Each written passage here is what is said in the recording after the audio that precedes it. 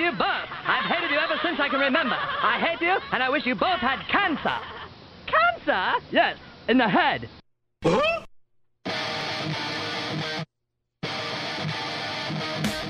I'm as mad as hell, and I'm not going to take this anymore. Pay no attention to that man behind the curtain. Are you telling me you built a time machine? Kind of a DeLorean? This is the Stupid Answer Show. Uh-oh. Sounds like somebody's got a case of the Mondays.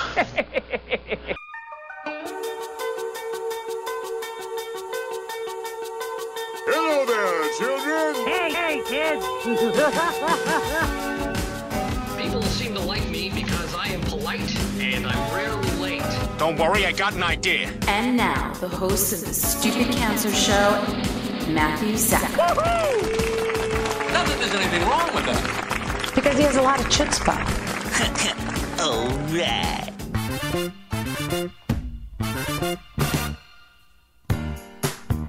Hello and welcome to episode 362 of the Stupid Cancer Show, the voice of young adult cancer. I am your host, Matthew Zachary, a proud 19-year young adult brain cancer survivor, coming to you live right now from the Chemo Deck, our fabulous studio in downtown Manhattan. Broadcasting since 2007, the Stupid Cancer Show is a production of Stupid Cancer, the largest charity comprehensively addressing young adult cancer online at stupidcancer.org.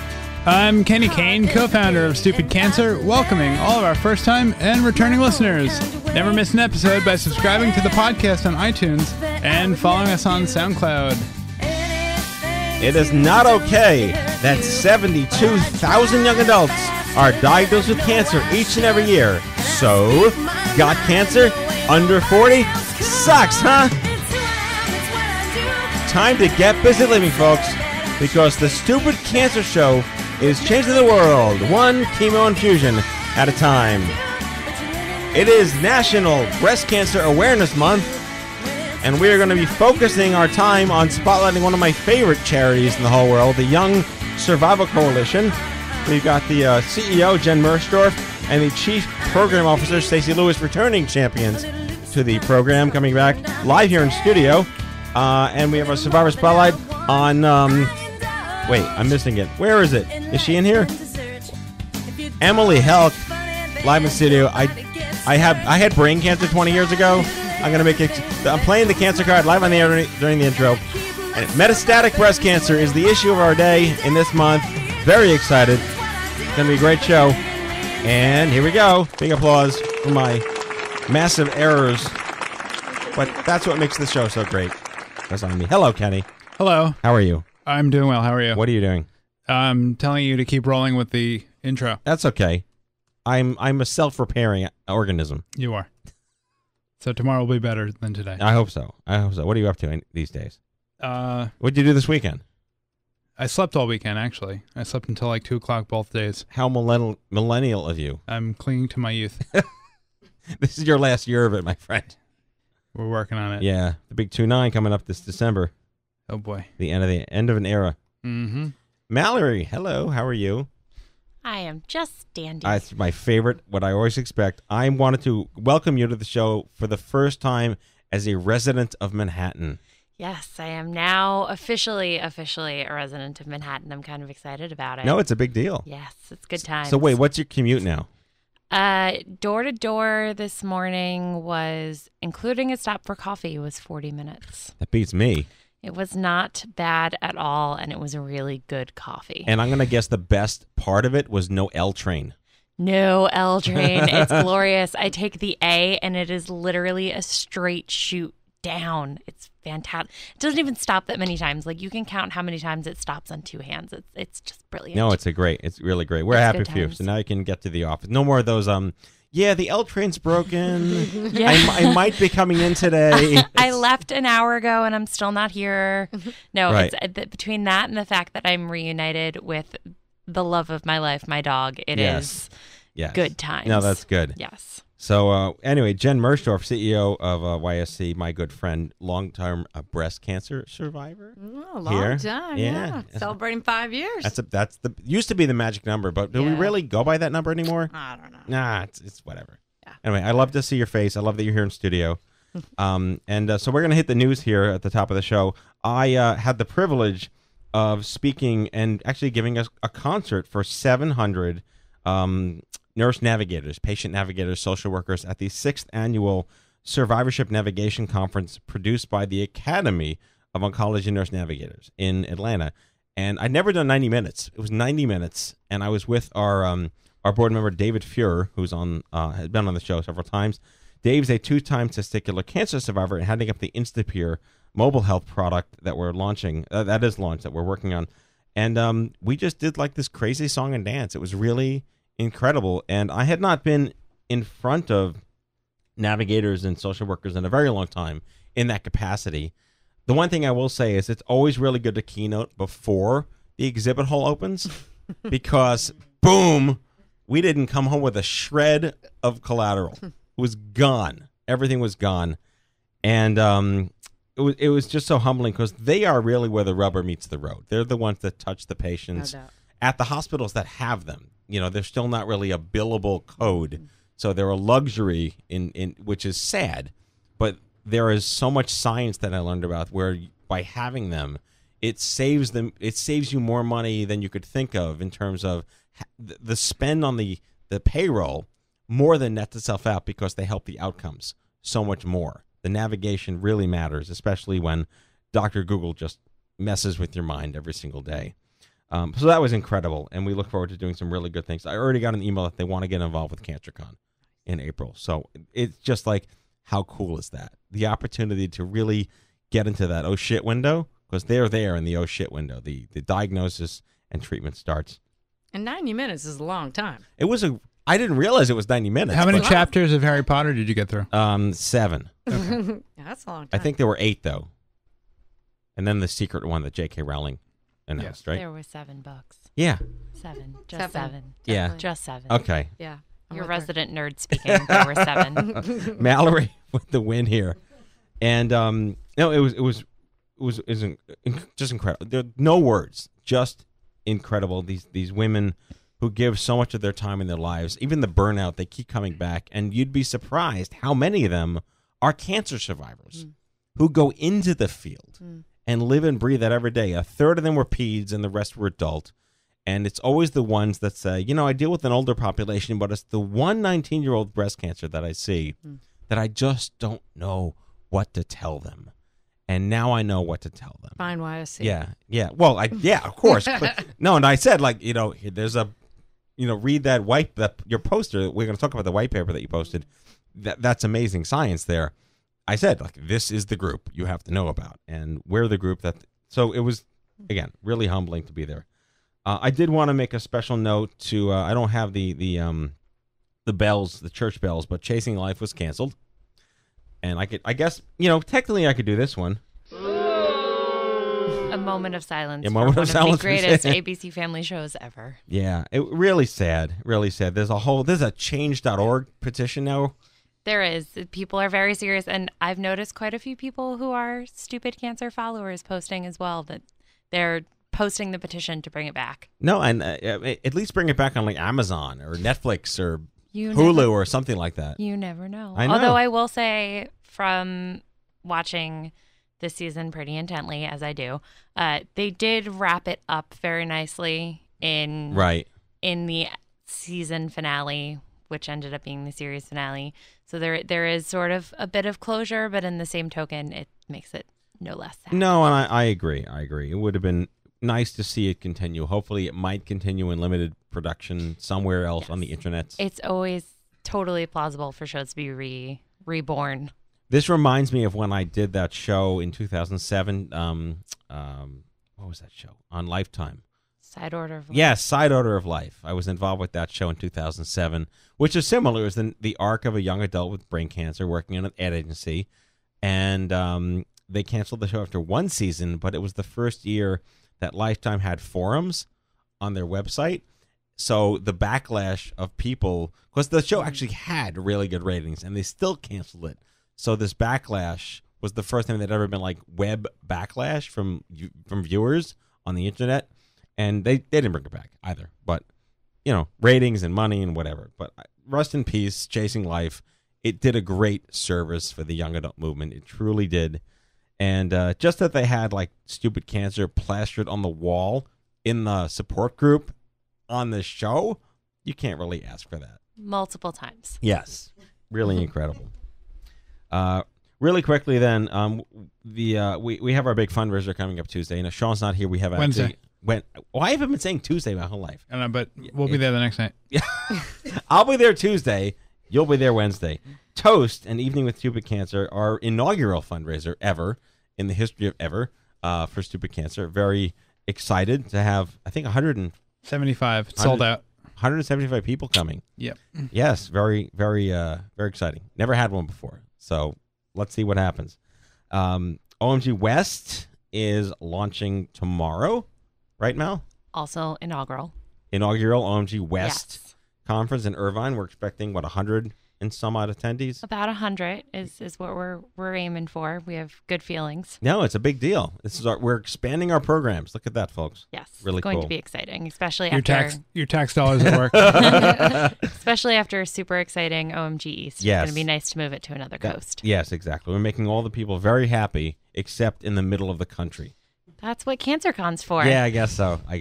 We're hitting all sides. And we want to thank we have to thank our sponsors for this show, Aflac, Bristol Myers Squibb, and Seattle Genetics for making this show possible. Thank you, guys. We could not do it without you, and we heart you very much. And finally, before we introduce our Survivor Spotlight, California passed the right to die legislation, 5th state in the country to do it. And we go back to the Brittany Maynard story that we covered months and months ago. Young adult diagnosed with what, leukemia or Hodgkin's? She was diagnosed with Some kind of blood cancer. No, it was a brain cancer. Are you sure it was brain cancer? Okay. 100% positive. Brittany Maynard with brain cancer. Yes. And apparently there were some surgeries and chemotherapies that could have done miracles for her, but she opted out and chose to move to Oregon because they had the right to die legislation. At the time, I think it was one of the only states. I think it was. And a bunch of states are now piling on because this is why do we need Jack Kevorkian to do it for us and then have him get in trouble? This is, I guess, the new patient liberty. And it's controversial. And you can argue both sides, but it's a discussion. And I don't know, it's just fascinating. This is where we're at today, where you should have the right to end your life if you truly feel like, it's not, I guess it's suicide, but that has such a negative connotation to it. Is there a word? Death with dignity. Death with dignity. There you go. Implying there is no dignity to suicide. Thank you. We will wrap that up on a nice bun. Okay, good. Okay, moving good. forward. Very nice. Moving forward. Exactly. That is moving on. Yes. Well, if that, I think that wraps us up. Let's kick off our Survivor Spotlight. Live here, I'm staring at her in studio right here, right now. Emily, is it Helck? Yes. Emily Helck, writer and artist, lives in New Jersey, Jersey City, while she is being treated for breast cancer, or while she was, thankfully, being treated for breast cancer in 2012. She completed a photo diary of the year of treatment, which she then stitched together into a 1-minute video, which went viral on YouTube, viewed over 2 million times. I was talking to her before the show. Really remarkable story. Really excited to have her share it with you guys right now. Emily Helck, welcome. Hi, thank you so much for having me. I'm thrilled to be here. No, it's great. It's great. Kenny also just reminded me that you were one of our early supporters of Instapeer. Oh, yes, I was. And I met you, but I think you had shorter hair. Yes, well, that's always the story, right? So you were telling me before the show that you were married when you got sick, and that your husband was a survivor at the time. Yes, my husband, Matt, we were living together in 2008, and he was diagnosed with non-Hodgkin lymphoma, treated here in the city, went through the whole thing together. And after that, we were like, hey, I guess I really like you. Let's get married. So we got married, which was great. have a dog, cats, etc. And then in 2012, I was diagnosed, and it was a very strange experience, for a lot of reasons. But one of them was that, I was having all these scary ultrasounds and biopsies and all these really terrifying things that every person goes through when they're kind of in the diagnosis process. But I kept clinging to this, thing that there's no way this could be happening to me too. What are the chances? Yes. I'm an English major. I don't understand numbers, but I felt that they wouldn't let me down. And then when they did, it was a really scary, bizarre feeling. Was it a self-exam or just a bump in the night or a doctor visit? It was, I had a kind of unusual symptom, actually. I didn't have a lump. I had some bleeding from my breast. And when that happened, I kind of flashed back to high school health class, of all things. And I thought, I know this isn't okay. So I emailed my doctor, and I love that I can email my doctor. That's pretty It's cool. Awesome. And she was like, just come in tomorrow. We'll figure it out. And that, kind of started off the whole thing. Was this a gyne-onc or your GP? Just my GP, Okay. yeah. And she knew I have a pretty strong family history. Both my dad's sisters were diagnosed in their 40s. So it was on my radar, but certainly not at the age I was. I was 28. Are you BRCA? No, I'm not. BRCA. Though every doctor I've been to said there's something genetic Same happening. Thing happens We to just me. don't know what it is. Exactly. Yeah, it's very frustrating. So this was relatively quick, thankfully. Yeah. We like those stories. It typically takes months and years in some cases to get a right diagnosis. No, yeah, I feel really lucky that my doctor took it seriously from the get-go, and every doctor I saw was, very, it's probably fine, but let's just be super, super cautious, and that was super important. Jen, do you think this speaks to the progress and awareness on the part of primary care? Hard to know. I hope so. I hope that that's happening more and more across the country. I mean, how hard are both of our organizations are working to raise awareness with primary care doctors that young women can and do get breast cancer? Yes. Let's hope that that's happening. So what stage were you when diagnosed? So I was stage 1. Okay. And you opted for a bilateral mastectomy? I did, yeah. So lumpectomy wasn't possible because I also had a lot of DCIS, which is stage 0 breast cancer. So I couldn't do a lumpectomy, and because of my family history, I was just like, let's just do it. Right. Do the double. So was there any reservation on the part of your surgeon, or they just said, absolutely, whatever you want? She was totally supportive of me. I got several opinions, all of which said, you have to do the single mastectomy, but, it's your choice. Right. What you do beyond that.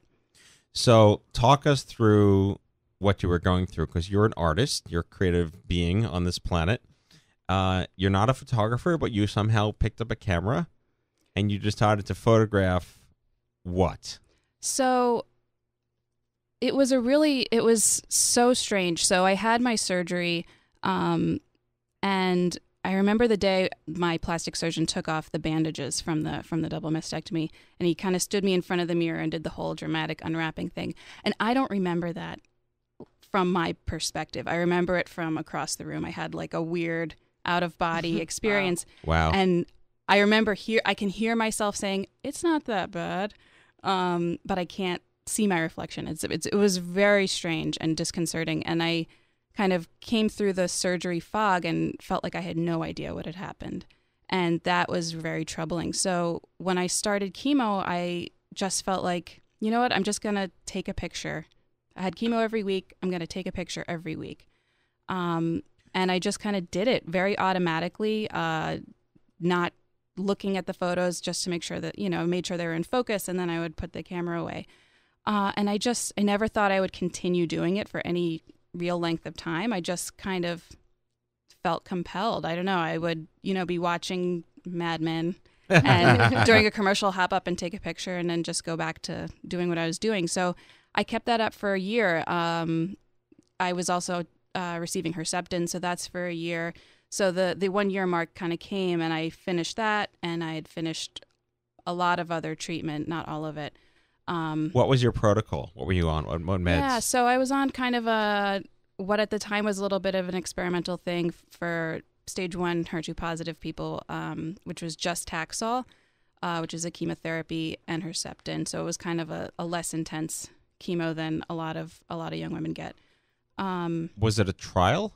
It wasn't a trial. It was in trial at Dana-Farber where I had some consults. But we decided, my oncologist here in the city and I decided that it seemed like a good option for me. So we just did it. So you seem pretty social media savvy. Yeah. And you splice together, so not a photographer, not a nonlinear editor. Right. And you you splice together these photos into a 1-minute montage. Yeah. So I put the photos together 1 minute. I just felt like, I was kind of clicking through them and saw this entire year kind of take shape. And so I threw it up on my blog. I was like, maybe Stupid Cancer will see it. And kind of went to bed. And I was really shocked the next morning when it had thousands of views. And I was like, oh, no. All right. So what do we look for? How do we find this video? If you just Google me, I'm the only Emily Helck in the world. You'll find it. The only Jennifer Merschdorf in the world, so we have that in common. Yeah, it's a good thing. What music did you use as the underscore? I went on a stock music site that I had used before for work videos, right. And found one that I liked, and I recently heard it in a Doctors Without Borders commercial, so nice. I made a good choice. Yeah. Wow. So, all right, so when did you notice that it wasn't just staying at one view, which was your mom's, right? Right. It wasn't just my mom hitting refresh. Right. It was really like the next morning it had like 3,000 views. Wow. And I was like, okay. What was the name of the video, by the way? At the time it was 1 year, 1 minute, and I changed it to a year of breast cancer at 28.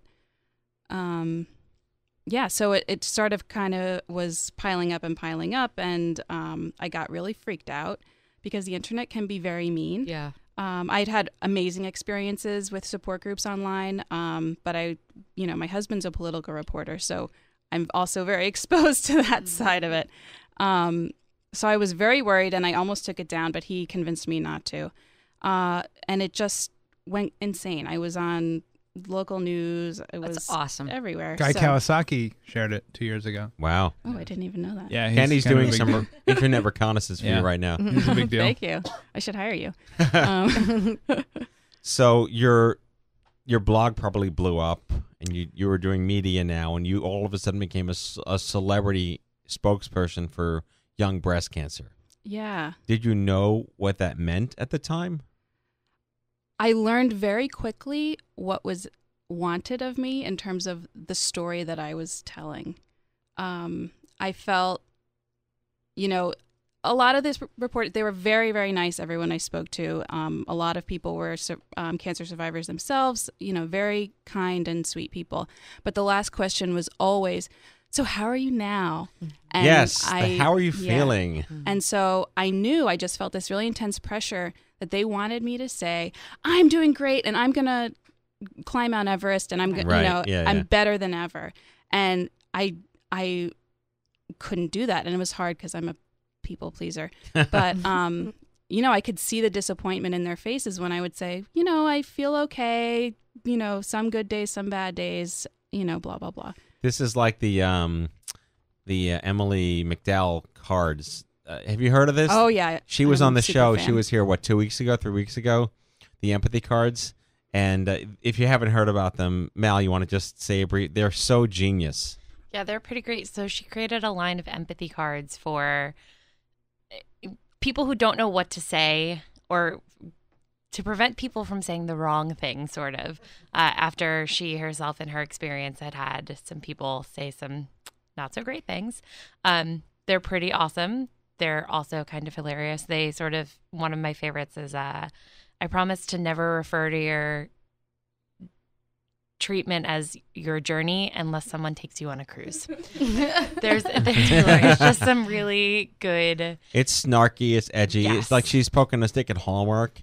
And it's kind of the stuff that we wish we had been given when people, how many times, Janice, people said stupid things to you? Goes on forever. Yeah, it's still happening. The list is too long. Yeah, I still have aunts that went to my bar mitzvah. They're like, how are you feeling? Like, it's 20 years. Leave me alone.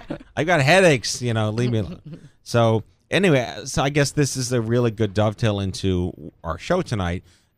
Did you know about any young adults with cancer, young adults with breast cancer? Was there anything brought to your attention? You're in New York City, the Mecca, capital of the universe.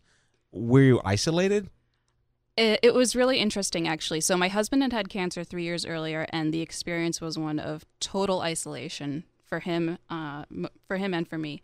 And so when it happened to me, I think I made a really conscious effort to change the things that seemed really difficult about his experience. And he introduced me to one of his coworkers who had breast cancer at 31, who was a state leader for YSC. And she was Young Survival Coalition, and she was the first person I talked to my own age. And we spoke for hours on the phone, and she gave me the most amazing information. And she was like, her closing advice was, you got to go to YSC. So I did. I went to my first support group meeting the night before I started chemo. I met 2 friends there, and I met a third friend a couple weeks later at a YSC meeting, a couple months later at a YSC meeting, and we're super close. We got matching tattoos the beginning of this year. Nice, very nice. I'm taking the idea, and they changed my life in a really really intense way. And YSC, I don't know what I would have done if I didn't have that place to go where people always got it. Yeah. I literally got it. Yeah, got it. Got it. And so amazing between Emily's story and mine are almost exactly the same. That was the first thing I was told. You got to find YSC. You got to get in there. And I walked into the New York City office and found these women. They changed my life. And then you said, I'm going to be the CEO. Well, that was a little later. But I do like to say also that, doctors may probably save my body. I'll give them that. Yeah, but YSC definitely saved my soul. There's no way I could have got through the way I did without those women and the resources. Are you kidding? The newly diagnosed resource kit? I was like walking home and be like, I have all the answers. I have all the answers. So, no. So I share your journey. Yeah, so I mean that's exciting. I would say it's still an outlier that a lot of women, a lot of men, a lot of young people are just not aware, and that Dr. Google makes it even worse. Yeah. But we're very fortunate to happen to know somebody that knows somebody, and I mean, I was diagnosed in the Stone Age when there was nothing, which is fine. Well, you're old. Yeah, I'm very old. Hey, yeah, exactly. I'll be nice. I'll be nice on the air. So what has it meant for you? Obviously, I get it. We all get it. Like, it saved your soul. It's everything you wished you knew about on the day you were diagnosed, but you found it pretty much right after that, which is exciting. What is your and not everyone's going to make a viral YouTube video or have married a young adult survivor. Right. It is. You are very N of one in the sense of this experience. Have you continued to take photos of yourself? Is there anything continuing from this happy miracle? I stopped that part of it, actually. I kind of made a conscious and yet unconscious decision to stop that and focus on my writing, get back into drawing, kind of slowing down the process a little bit, being a little more conscious about it. Because I always feel like with this video, there's so much about cancer there. You just kind of keep your head down, you don't look anyone in the eye, and you just do what they tell you. And so the photographs were sort of a way I could look without looking. And now, 3 years later, I am being more conscious about reflection and understanding the entire experience. Well, Emily, thank you for joining us. We're going to take a break and do the news. So you get your own special round of applause. Thank you so much. This was so fun. All right, Kenny, let's do the news. Hello, I'm Kent Brockman, and this is Eye on Cancer. Just the facts, ma'am. Head on over to events.stupidcancer.org. That's events.stupidcancer.org. Sign up for a meetup, alert, and never miss an event again. If you'd like to learn more about hosting your own Stupid Cancer meetup, visit stupidcancer.org/meetup. We do not have any meetups to report currently, but we look forward to having some in the future. No one should face cancer alone because isolation sucks. Download Instapeer for iPhone, iPad, and Android, create your account, and instantly start chatting with someone just like you who's been there and walked in your shoes. Join our community of thousands of cancer patients, survivors, and caregivers right now on your mobile device, instapeer.org. We launched a newsfeed aggregator on Tumblr for all the articles, blogs, and stories we couldn't possibly have the time to post on social media. Check out what we're reading 24/7 and don't miss a beat. Subscribe at stupidcancer.org/feed. Cancer is expensive. Check out cancermademebroke.com. That's right, cancermademebroke.com, our national partnership with Give Forward, the #1 platform to start a medical fundraiser. You didn't ask to get sick, and your community wants to help. Visit cancermademebroke.com to learn more and start your personal fundraiser today. Support our programs and services by heading over to stupidcancerstore.org. You'll feel great and look great in your new Stupid Cancer gear. That's stupidcancerstore.org. Be proud, wear Stupid Cancer, and that is your Stupid Cancer News. All right. You heard her voice before, but now it's official. Jen Merschdorf, the CEO of the Young Survival Coalition, young adult breast cancer survivor diagnosed at 38 years old. 36. With her 36? Get your facts straight. All right. Who's in charge? Factcheck.org. In tow with her beautiful dog, Preston, here live in studio. Joining her, Chief Program Officer, Stacey Lewis, celebrating 10 years work anniversary at YSC. Together, when they join Wonder Twin Powers Activate. That's us. Two of the most powerful women in cancer advocacy. Please welcome officially Stacey Lewis, Jen Merschdorf. Notice the dog was the beautiful one. Oh, come on. Oh, here it Partner goes. in crime. All right, so before we get to the history, what does hearing Emily's story mean to each of you? You start. You know what's interesting for me? I really had a moment where I was starting to feel like, wow, it works. I say that all the time. It works. You know, we go to work every day. We're really working hard to make sure that women, their co-survivors, that people have the services that they need. And sometimes you get behind the computer, behind the desk, and you forget that it does work. Right. So for me, that was the blessing of being here tonight, to hear that, oh, shit, it works. Damn straight.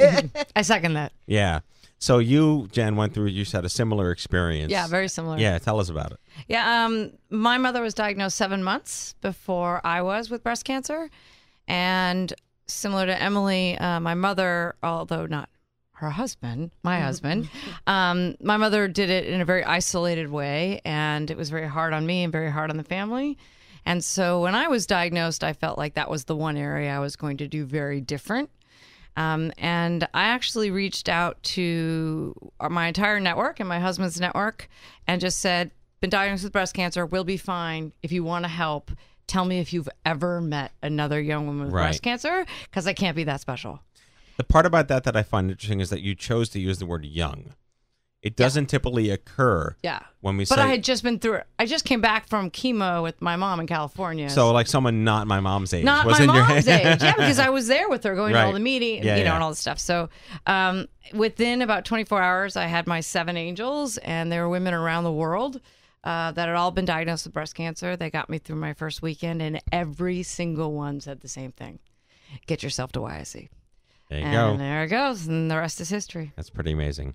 So you were currently working... Were you at the Sierra Club back then? I had been at the Sierra Club, but no, at that time I was here in New York City. Okay, so you had a job. I had a job. Somewhere else. Yep, working. Not at YSC. Yep. And then...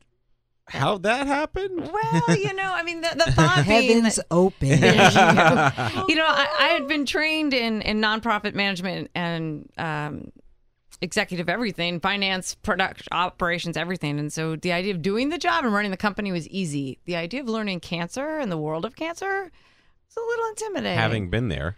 Well, yeah, I was 9 months out from my diagnosis date when I started at YSC. Right. So not even a year out. I think I met you the next day. Yeah, I think you might have.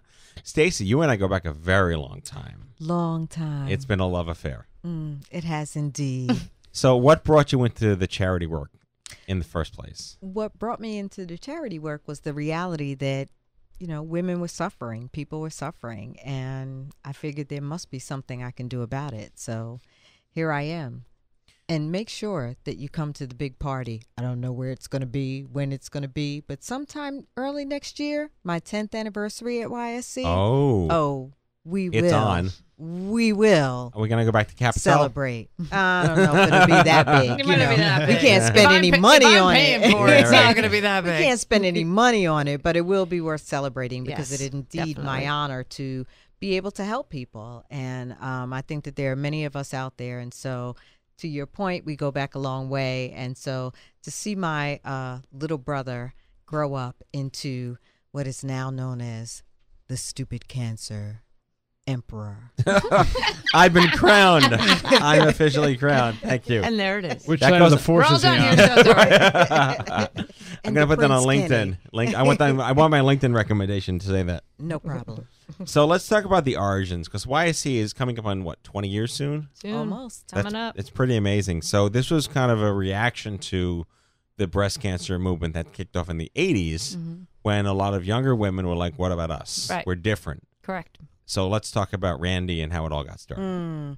So there was really nothing there. And the reality is that you had these 3 young women that had the opportunity to come together, recognizing that every time they went into a chemo suite or every time they talked to their obstetrician, their gynecologist, their oncologist, any doctor about young women and breast cancer, they were a novelty.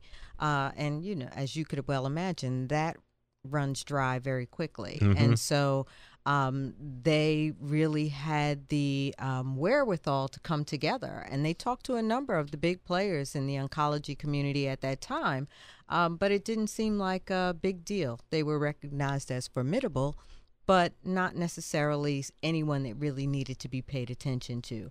And so we're very grateful almost 20 years later to really be able to look back and to know that all 3 of those women, maybe not as young, but are all doing well, Right. and really have left us with a legacy to continue to ensure that no young woman faces breast cancer alone. And it really kind of gave birth to this concept of cancer by age, because up until then it was babies and everyone else. Absolutely. And this gray area of 16 to 21, which Right. kept fluctuating back and forth. And because I was 20 on the peds, but some people are 21 an adult.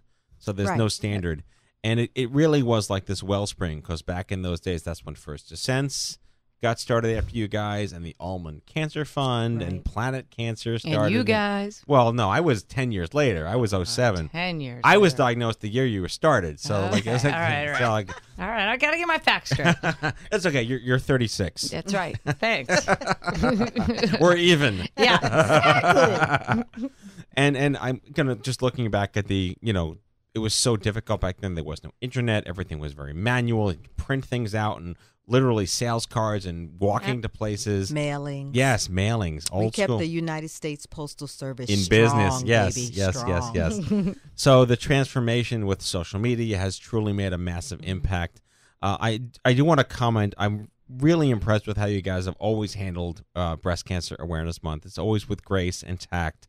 It's the right amount of pink slamming where we can point fingers about things that are just ridiculous, and the right amount of messaging what really matters. And for me, you guys took, and I kind of reshared and stole your video that you posted today about Metastatic, because that to me really hits home. I can't not mention Annie Goodman, my former co-host here, who passed away a year ago from triple negative and BRCA metastatic breast cancer. It is the untold story that needs more elevation in this sea of pink that October tends to be completely covered in. Can you talk to us about some of the initiatives that you guys are doing now? Some really bold initiatives I was reading about for metastatic breast cancer. I think that as an older organization, we've had the opportunity to really build some great relationships. I think that, YSC has certainly seen from early days the need to focus on the metastatic breast cancer population. So a number of our resources are focused on that population, but we've also had the opportunity to build relationships with partners, with industry, with other organizations that really see the need to focus on this population. And so I think that during this month, it's probably going to feel like a unique year where you have, I could probably name at least 6 industry partners that really have some great, strong campaigns that are not about their drug, but that are really about the patient experience of women, of people dealing with metastatic breast cancer. And I think that that is the story that needs to also be elevated. It's great to have the pink. It's great to have the awareness. It's great to have people saying, yes, we want to make sure that research is funded. But it is also important to remember, unfortunately, that people are dying. And until we really raise that profile, we won't be able to make a difference in the research landscape. And so I think that this year you'll really see in October from some of our nonprofit partners really investing in research, and some of our industry partners acknowledging the metastatic population. There's going to be some really new stories we see. And so it just feels more classy this year. Yeah. I mean, no more, what was last year? The drill bits and stuff like that. We're so past that right now. It's really, I think everything's past that. Yeah. Right. It's not about the socks. It's not about the color. It really is about the women, the people behind the story of breast cancer in October. Right. In September, we're really looking at ovarian cancer and other women's cancers. And then moving into October, it really is about the people involved in the story. I can't not mention there's always blowback. There's always, what about my cancer? Every cancer has a ribbon. Every cancer has a month. Breast cancer is the #1 cancer in women. Yes. So that it rightfully does deserve, if you look at these statistical. And in young women. Yes, right. exactly. Right. Exactly. Which I only recently learned. All this time I thought that thyroid and blood cancers were #1 in young adults. You thought it was my smile. Yeah, it's all right? you. It really drew all of the attention. No, but breast cancer is the #1 cancer in young adults. Obviously, women, because it's women, but in all of the 72,000, right, the biggest chunk is breast cancer and growing. Is there any discussion about environment, or do you guys get into that at all? I'm going to leave that one to you, Jen. You seem to really network with the folks involved in the environmental movement. Yes, and I think that there's a lot we don't know. But I also think there's a lot we do know. We just haven't figured out how to share it. Right. And I'm excited to be working with a couple of different groups that I'm going to be pulling you into, Mr. Zachary. Wonderful. And I'll ask my assistant. Hey, me. Yeah. Are you free? You told me you were. But I think, I think there is a really interesting conversation that's starting to happen now about the environment and cancer and how they're hooked together. And it's so complicated and so messy that it's hard to have a simple answer, yes or no. But, right. So let's talk about what you do. Okay. So, Emily, you are a state leader. You got to YC because you met a state leader. How did that? What is it to you? You are a state leader. What is a state leader in your words, as one? Okay, as a state leader, I would say that the position is really just about a willingness to kind of take it a step beyond the support group and your friends in the support group to facilitate further outreach, to find the women that are not being reached yet, to kind of just expand and take over the world for YSC. You got it, definitely. The well world said, is the whole perfect. world. That was actually the job description she said read. with a pinky to her mouth. So where did the YSC leader program come from? How long has that been around? The state leader program is part of sort of the new YSC over the last 3 or 4 years since I've been there. And it's tied to a variety of different programs that we have that are really about empowering young women who've been diagnosed to give back in whatever form or fashion that they want to. No, there has been a massive pivot in YSC's impact and just the visualization of what you mean and why you matter. Let's talk about the YSC Sync program. Okay. Because that's super cool to me. Yeah. The Sync program is, it's all about survivors. It's why we exist. It's what we do, and we connect young survivors in person through these face-to-face groups that are all over the country. One of Meetup's biggest clients or partners now. Online, we have online support groups now. So Emily and I both went into an office and met these amazing women, and my vision was to be able to offer that virtually, and we just rolled that out. So as those are growing, hopefully women can connect if they either don't feel well enough to go in person, or maybe they don't live in an environment or a place that there is a meeting. And then there's one-on-one support. so that if you want to talk to somebody one-on-one, we'll connect you. So I think that there's all of that to connect with other survivors, and then we hope to educate you and empower you through your journey so you can, kick cancer's ass. I approve that message. There you go. I have to talk about the Tour de Pink because every year you're like, how the hell did I just bike 1,000 billion miles? It starts on Friday. Yeah, I know. I'm bringing that up on purpose to give you pre-traumatic stress disorder. Thank you. So what is the Tour de Pink? So the Tour de Pink is an incredible, amazing event. It's actually the only 3-day bike ride in the United States for breast cancer. Wow. Which makes it somewhat unique, but really what makes it unique is the community of young breast cancer survivors riding alongside serious riders, riding along people who just love them, and all doing 200 miles in 3 days and having a great time. So it's exciting and wonderful. The East Coast is this weekend. 2 weeks later is the West Coast. And then we have just launched our third ride in the South in Florida. Wow. In April. So if you feel like leaving the cold and coming down to Florida, we're going to start in Disney World and then in Palm Beach. It won't be so bad. Did you ever think you'd be riding a bike? No. At all? No. Let alone? I hated riding bikes. Now I'm a cyclist. Yeah. How'd that happen? I don't know. I rode a city bike. Probably the first time I was on a bicycle in 10 years since I've had the motorcycle. Because why would I go back to a bicycle? And you rode a city bike? I almost ate shit like 4 or 5 times. Yeah. I was like, I was going to say you want to ride with me in Tour de Pink, but I don't think so. Why do people do this? A good cause. Wow. So, Stace, 10 years. 10 years. What would you, this is a loaded question, but what would you consider to be some of the greatest accomplishments for YSC, besides knowing it works? Okay, I'm still here is number one. That's an accomplishment, That's the greatest accomplishment. You know what I think one of the greatest accomplishments is one of the more recent accomplishments, and that is the elevated profile and acknowledgement of what we're calling the co-survivors. So those important people in a young survivor's life. And I think our ability as an organization to really begin to reach out to that population, to acknowledge them as people and as important people in a young woman's experience. I don't dare use the word journey. No, it's really become not popular. We're going to kick you out. Right? Yeah. That word is no longer happening. But I think that to me is one of the greatest accomplishments, really, to be in an environment, in particular in our conference program, where we're able to bring people together from across the country and around the world, actually.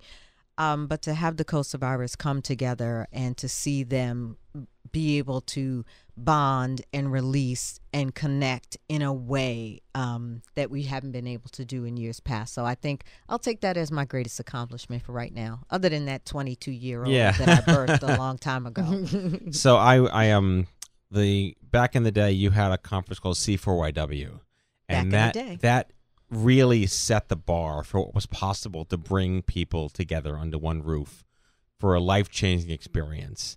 And it gave me a lot of inspiration to, when I was given the opportunity to invent a conference out of nowhere and the OMG Summit was born, I took a lot of that. And you've managed to really make it your own with the YSC Summit, inaugural YSC Summit this year. Tell us about that. Okay, it was awesome. It was awesome. I was there, I attest, but tell us about that. You were awesome too. But I think that what we've been able to do is really take the blessings and the learnings from what was a great partnership and be able to really acknowledge the current needs of our population and say, it's really YSC's responsibility as this organization focused on young women diagnosed with breast cancer to deliver the type of program that they need. And the conference, the inaugural summit, which you attended in 2015 in Houston, was really a great acknowledgement that we were on the right track. So I hope that everyone is saving the date for March 11th through the 13th in 2016. We'll see you in the ATL. That's Atlanta. Very for nice. Those of you that ain't hip. And I think that what we've also been able to do in growing is also do more one-day programmings, because the reality is that we know that everybody can't attend that 3-day meeting, you know, leave work, leave family, etc. And so we're really building on. We had our first regional symposium in D.C. Well, I was going to say, not to be outdone, you decided to go regional. Not to be outdone, you know, because we have to outdo ourselves. It's different than East and West. It is different. It's a very different thing. And it's all breast cancer primarily. Sorry. Oh no, of course, but yeah, I love. What can I say? You love. We won't. Oh, okay. So, but you still had a few hundred people there. Absolutely. Yeah, we had a couple hundred people in D.C. We're going to be, you know, but the opportunity for that program is to really go places where people are not accessing services to the degree that folks that come to New York and D.C. and even Atlanta are. So we're going to be in Jackson, Mississippi in January. Wow. So come on and join us. Have you been before? We have not been before, but we have the opportunity to partner with the Gulf States Young Breast Cancer Survivors Network there. So really, you know, aligning ourselves with the right people. And then after our summit, we'll be in Twin Cities in Get a little June MSP. 4th. Yeah. June 4th. Yeah, June 4th. Kenny's going to chime in. Like, you have to Instagram everything you eat in Mississippi. Okay. It's nice to drive through. He has driven through Mississippi. All right. Okay. Is it flat? It's always rained. That's all I know. Okay. Okay. Well, we're hoping for no rain, no snow. No snow. Yeah, no snow. No I snow. don't think you'll have snow. No snow. No snow. Preston's really the only one who Instagrams. That's true. I can attest. He's better at he's it than I very am. he's very I stay dynamic. behind the mic. Yeah, he's better than I am. You had mentioned I didn't mean to glance over this, the resource link kit that you guys have. Yeah. Truly the Bible of 101. Truly. You know, you mentioned it and I was like, "Oh, we didn't talk about what is that?"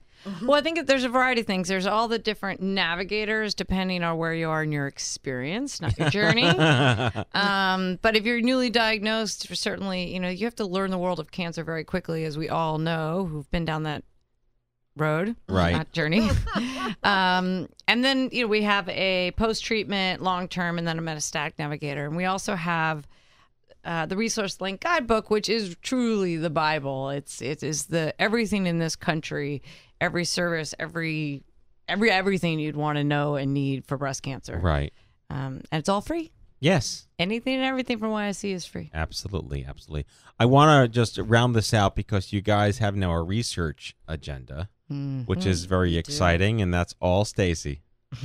Not so much. I have the privilege of leading it, yet I think it is imperative that YSC take its position and say, look, the reality is that mammographies and screening mammographies are not necessarily appropriate for the population of young women.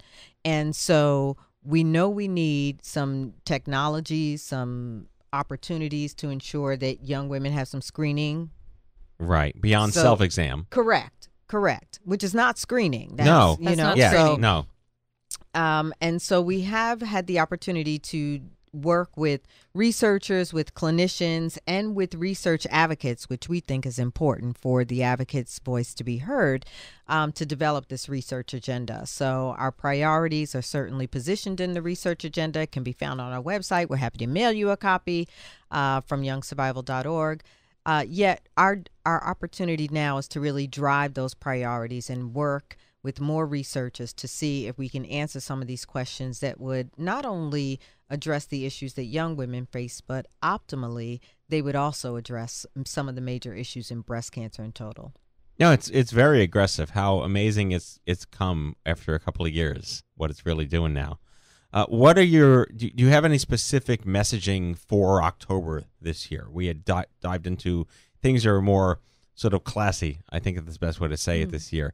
Is it really around specifically metastatic, or are there other issues that you guys are talking about? There's definitely other issues. I mean, metastatic is certainly very important. Really what we're focusing on, another thing we're focusing on is the words from a young survivor, you know, telling the story, the true story from a young survivor. And the idea is not for the survivor to tell the public, the survivors to tell other survivors. Right. So we'll be rolling out a series of videos that we received from young breast cancer survivors, basically saying to other young breast cancer survivors, this is what I wish I had known. Mm-hmm. And they're excellent and amazing, and they're all just totally unique and awesome. And so those will be rolling out. Definitely worth watching. Yeah, that's another major pivot I'm seeing. Storytelling is back. It's huge. It went away for a long time, and storytelling is truly definitely back. Yes. Well, there are so many more opportunities to tell your story, right? So we've always had you can send us your story, your written story, and we'll position it on our website, and then someone can read it. But I think now, to your earlier point, with social media, there are just so many more opportunities and so many more vehicles in which to share your story. And the story is important. It's really that thing that empowers other people. I want to go back. Didn't you meet like Taylor Swift or somebody recently? I was so jealous. What was that concert in LA? Katy Perry. Katy Perry. Shake. Yeah. No, we're doing for the third year. Actually, we are the beneficiary of the CBS We Can't Survive concert. It'll be in a few weeks at the Hollywood Bowl. Yeah. And there's a whole bunch. Sam Smith, Oh. Maroon 5. Maroon 5. There's a whole bunch of people I that... see Nick Jonas, Demi Lovato. Okay, there you go. Yeah, so why let me Calvin suffer? Harris. I mean, that wasn't fair. That sucked. Love. Yeah. So it's an incredible opportunity It's so in cool. partnership with It's- CBS, really just to get the word out that young women can and do get breast cancer, and they talk about it across all their radio stations for free. It doesn't cost us anything. And to me, it's really a hats off to CBS Radio for helping spread that message, because it really, really will change lives. It's incredible. Don't forget to mention the sweepstakes. Oh, right. Oh, yeah. What's so if happening you're a with young that? breast cancer survivor. Hi, Emily. How are you, Emily? If you're a young breast cancer survivor, definitely check out youngsurvival.org. Just submit your name and some very basic information. You'll be put into a drawing. We will select one young breast cancer survivor and her guest and fly them round trip, 2 nights hotel, VIPs, seats at the concert. And we have a great blog actually for the woman who went last year with her husband. So definitely super cool. It's cool. All right. Boilerplate, YSC, is the largest organization in the world that supports only young women with breast cancer. Online at youngsurvival.org. and tweeting at Yikes. YSC Buzz. Okay, on the spot. Yeah. Oh, jeez. we were joined by Jen Merschdorf, Young Adult Survivor, CEO of the Young Survival Coalition, and Stacey Lewis, 10-year veteran, Chief Program Officer of the Young Survival Coalition. Emily Helck, what a great show. What's your blog, Emily? Great, Emily. Oh, my blog is at rtonj.blogspot.com. Started out as The Real Tumors of New Jersey. I kind of like that though. Oh, you gotta bring it back. That's epic. That's awesome. Well, thank you so much. What a great show and a great way to kick off Breast Cancer Awareness Month here in October on the Stupid Cancer Show. Big applause.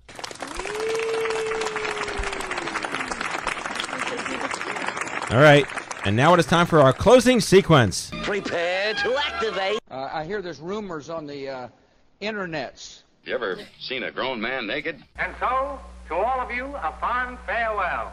Hooray, I'm helping. You are a meathead. Oh, Magoo, you've done it again. That was so terrible, I think you gave me cancer. Okay, folks, that's our show. The 362nd episode of The Stupid Cancer Show. Never miss an episode by subscribing to the podcast on iTunes and follow us on SoundCloud. Broadcasting since 2007, The Stupid Cancer Show is a production of Stupid Cancer, the largest charity comprehensively addressing young adult cancer online at stupidcancer.org. Coming to you from the chemo deck, and on behalf of my team here at The Stupid Cancer Show, we hope you had as much fun as we did poking a stick at Stupid Cancer. Thanks for listening, and we'll see you back here on the next exciting podcast of The Stupid Cancer Show.